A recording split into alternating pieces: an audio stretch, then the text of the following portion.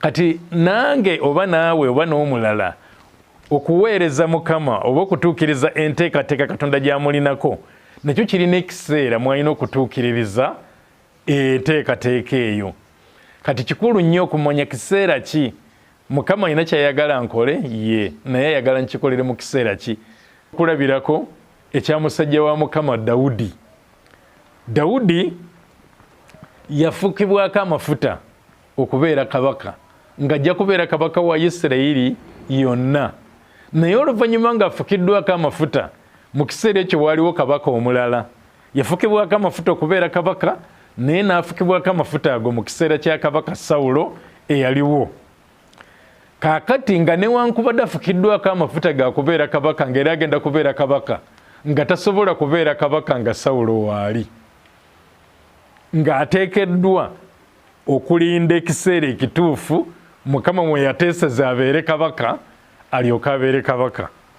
Bamufuseeko amafuta ga kubeera kabaka naye waliwo kabaka akyaliwo akyagenda mu maaso n'okufuga okutuusa ng'ebiro bituuse ebya Dawudi okubeera kabaka n'alyoka abeera kabaka. Njagala bw'oba oli musomi wa Bayibuli byenjogerako obimanyi. Mu Samwiri ekisooka essula ya 16 biwanvu ebyali awo nga Samwiri agenze okufuka amafuta ku omu ku batabani ba Yese gwe yagenda tamanyi linnya era nga tamumanyi namumanya, naye agamba bugambi Yese n'amugamba nti batabani bo bali luddawa, n'amuleetera abakulu kubanga yali amanyi nti kwaba abakulu era kwe kuyinza okubeera kabaka. Naye bonna nga Samwiri amaze okutegeera nti Mukama tabasiimye, si basazeewo, si balonze, n'amaliriza nga amugamba nti baweddeyo abaana bo oba okyalinayo omulala. N'amaliriza ng'amugamba nti eriyo omu ali eyo mu ttale. Samwiri n'agamba tetuutuule okutuusa ng'atuuse, era ne bamunonayo mu ttale ne bamuleeta.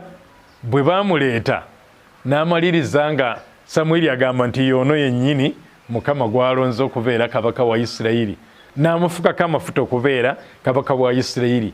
Eyo yenteekateeka Katonda gye yali alina ku bulamu bwa Dawudi.